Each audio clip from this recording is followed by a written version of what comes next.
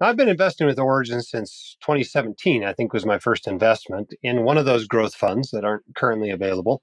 I was invested in Fund 3, which this year may wrap up by the end of this year. I think it was 17 properties total, mostly multifamily, but also some office properties. I think 14 of those were sold off at a gain, some quite large, some of them smaller. And then two of them are still in the fund, waiting for an opportunity to exit from those properties. And then one of them, the fund basically decided to mail in the keys to the lender. Can you talk about that decision and how that was affected the rest of the fund, and take us through that moment that the fund managers decided to do that with that property in the fund? Yeah, 100%. So that's Fund Three, and in Fund Three, we were in office and multifamily. So that was a period where I think if I look back, I always say like, did we make the right decision given the information at hand, right? Because there's a difference between making the right decision and having the wrong outcome, and making the wrong decision and having the wrong outcome. And I think our investment was sound. We bought an office in the West Loop of Chicago, one of the hottest neighborhoods, an area that we knew. And COVID hit, and office demand just cratered. And we looked at it and we lost some tenants. And then you look at where cap rates and where interest rates went.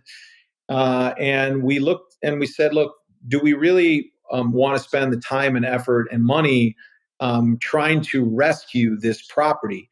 And when we really looked at the math, we said, look, even if we're right, this is only going to add 2 to 3 basis points to the fund. But now are we chasing good money after bad money? And those are the decisions, and it's never easy.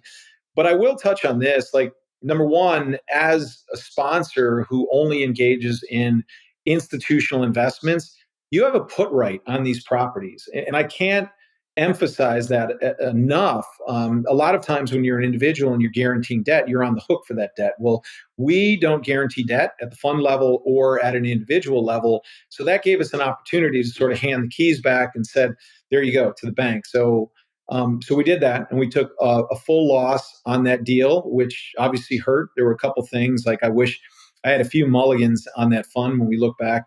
Jim, that would be one of them. Maybe Connected First Creek, the sister property, would be another one. And for the few things that really, I would say the couple things that went wrong in that fund will still end up for that vintage being kind of right around a top quartile performer as we look at it in Preqin. But that was an unfortunate outcome. And there could be another one. We also have a deal in there, another office deal down in Texas that it's fine, it's occupied, it's doing all that, but the office market, no other sector has gotten hit worse than office. And we did have some good exits on the office side in that particular fund, and thank God we got rid of those before COVID hit. Some of them right after. So all in all, that was a lesson that we kind of take home, and hurt returns on that particular fund. Yeah, it demonstrates one of the big benefits of being in a fund rather than in individual syndications, right? If somebody had their entire investment just in that particular property, it would have been a total wipeout of their equity. By being in a fund, you still end up with quite good returns. Yeah, and Jim, I'm glad you brought that up, because I'm on the road right now. I'm doing a road show around the country and talking to a lot of investors, and people, they like deals, they like funds, they do different things. But I think what they're really, many of them are finding out, I'm hearing sort of the horror stories about these, are sponsors who are doing syndications, they're undercapitalized. And what happens in a fund is like a company that you can borrow from one property to use for another, and it's all legitimate. It's underneath the same company, the same owners. You can't do that if you have a bunch of syndications, right? If you have one syndication losing money, you can't borrow from another syndication. That's called fraud.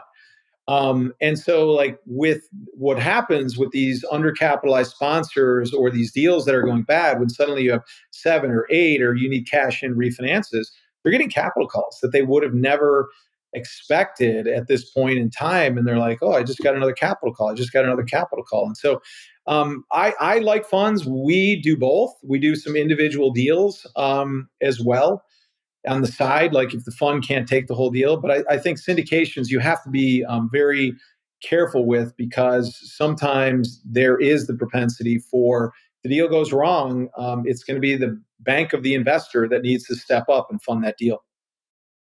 The hosts of The White Coat Investor are not licensed accountants, attorneys, or financial advisors. This podcast is for your entertainment and information only.